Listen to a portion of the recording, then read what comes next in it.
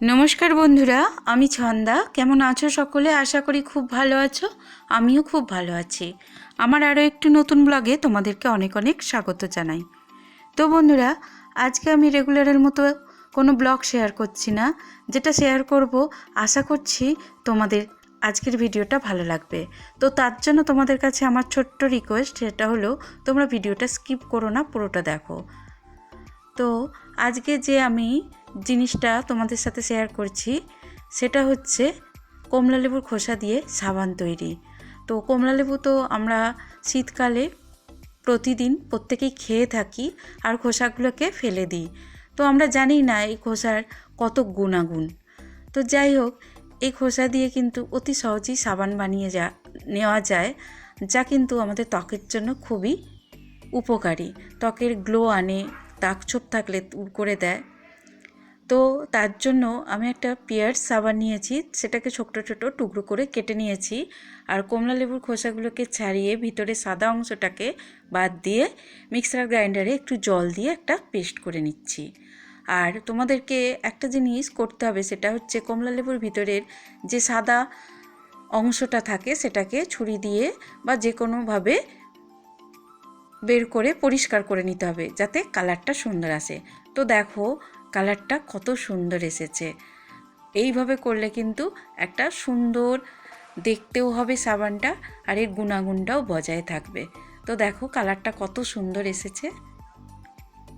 এবার এই পেস্টটাকে আমি একটা অন্য পাত্রের মধ্যে নিয়ে নিচ্ছি, যাতে আমার পরবর্তী স্টেপ করতে সুবিধা হয় বা তোমাদেরকে দেখাতেও সুবিধা হয়। তো বন্ধুরা দেখো সত্যি কত সুন্দর কালারটা এসেছে না। তো বন্ধুরা আমার তো দুটো উপকরণ একেবারে রেডি। এবার যেটা করব সেটা হচ্ছে গ্যাসের মধ্যে একটা কড়াই বসাবো, তার উপরে একটা স্ট্যান্ড দিয়ে আর একটা অন্য পাত্রে মধ্যে সাবানগুলোকে নিয়ে নেব। তো আগে থাকতে আমি এটা রেডি করে নিয়েছি আর পাত্রটা একটু গরম করে তারপরেই সাবানটাকে দিয়ে দিয়েছি। আর এভাবে নাড়তে নাড়তে সাবানটা কিন্তু একেবারে গলে যাবে। তো আমাদের ধ্যান রাখতে হবে যাতে একটু এর মধ্যে জল না চলে আসে। যখনই বুঝতে পারবে জল চলে আসছে তখন কিন্তু গ্যাসের ফ্লেমটা কমিয়ে দেবে। তো আমি সাবানটা যতক্ষণ গলছিল আমি গ্যাসের ফ্লেমটা বাড়িয়ে রেখেছিলাম, কিন্তু আমি ধ্যান রেখেছিলাম যাতে ওর মধ্যে জল না চলে আসে। তো সেরকম কিছু হয়নি, খুব সুন্দরভাবেই সাবানটা গলে গিয়েছিল। তারপরেই দিয়ে দিতে হবে আগে থাকতে যে কমলা লেবুর পেস্ট, সেটা করা ছিল যেটা, সেটাকে দিয়ে দিলাম। সেটাও ভালো করে 2 থেকে 4 মিনিট মতো নেড়ে চেড়ে নেব। এটাও খুব সুন্দরভাবে মিশে যাবে। দুটো উপকরণ যখন একসাথে সুন্দরভাবে মিশে যাবে তো কালারটা আরও অন্যরকম সুন্দর হয়ে যাবে আর এর থেকে কিন্তু একটা সুন্দর সুগন্ধ বেরোচ্ছিল। তো এইভাবে 2-4 মিনিট নেড়ে নেওয়ার পর কি করতে হবে, যে কোনো পাত্রে ছোট স্টিলের হতে হবে বা কাঁচের, যদি সাবান তৈরি তোমাদের কাছে মল্ট থাকে তার মধ্যে তো আরও ভালো হবে, কারণ সেটা সিলিকনের থাকে আর খুব সহজেই সাবানটাকে বের করে নেওয়া যায়। তো আমি কি করেছি, আমার কাছে ওটা ছিল না, তাই দুটো ছোট ছোট স্টিলের বাটি নিয়ে তাতে আগে থাকতে একটু তেল মাখিয়ে রেখেছিলাম। তারপর যে মিশ্রণটা তৈরি করেছি ওই বাটির মধ্যে, দুটো বাটির মধ্যে আমি ঢেলে নিচ্ছি। নিয়ে আমাকে এবার কিন্তু অপেক্ষা করতে হবে 2 ঘন্টার মতো, নর্মাল টেম্পারেচারে রেখে। ফ্রিজের মধ্যে না রাখলেও চলবে, মানে ফ্রিজে রাখতেই হবে না, এমনি এটা কিন্তু সুন্দরভাবে সেট হয়ে যাবে। তো 2 ঘন্টা অপেক্ষা করার পর যখন আমি দেখি যে একদম অবাক হয়ে যাই, এত সুন্দর সেট হয়ে গেছিলো।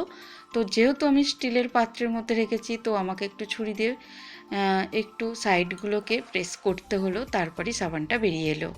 তো দেখো বন্ধুরা কত সুন্দর, কত সহজে কমলা লেবুর খোসা দিয়ে সাবান তৈরি হয়ে গেল।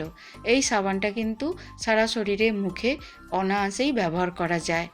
পেয়ার্স সাবান তো খুবই ভালো, তার সাথে এই মিশ্রণটি, যে কমলা লেবুর খোসার মিশ্রণটি মিশে গেল, সাবানটার গুণাগুণ কিন্তু আরও দুগুণ বেড়ে গেল। ত্বক কিন্তু উজ্জ্বল করবেই, দাগছোপও দূর হয়ে যাবে। তো এইভাবে তোমরা কমলা লেবুর খোসা ফেলে না দিয়ে সহজেই সাবান বানিয়ে ফেলতে পারবে। তো বন্ধুরা কেমন লাগলো অবশ্যই জানিও, কিন্তু তোমাদের কমেন্টের অপেক্ষায় থাকবো। একটা লাইক করে দিও, চ্যানেলটা সাবস্ক্রাইব করে পাশে থেকো। যারা অলরেডি আমার চ্যানেলটা সাবস্ক্রাইব করে দিয়েছো তাদেরকে অনেক অনেক ধন্যবাদ। তো বন্ধুরা, এইভাবে কমলা লেবুর খোসা দিয়ে কিন্তু আরও অনেক কিছু করা যায়। এই যে আমি পেস্টটা বানিয়েছি সেটার সাথে কিন্তু আরও অনেক উপকরণ আছে যেগুলো আমি আর কি কমলা লেবুর এই পেস্টের সাথে মিক্স করে আমরা ফেস প্যাক হিসাবে ব্যবহার করতে পারি, স্ক্রাবার, টোনার, অনেক কিছুই করা যায়। তো তোমরা যদি জানতে চাও কিভাবে কি করা যায়, তাহলে কিন্তু আমি তোমাদের জন্য আর একটা ভিডিও তৈরি করতে পারি। তো তোমরা এই সাবানটা বানিয়ে ফেলো, আর বানাবার পর ব্যবহার করে বলো কেমন হয়েছে। আশা করছি তোমরা কিন্তু ভালো, খুবই ভালো রেজাল্ট পাবে।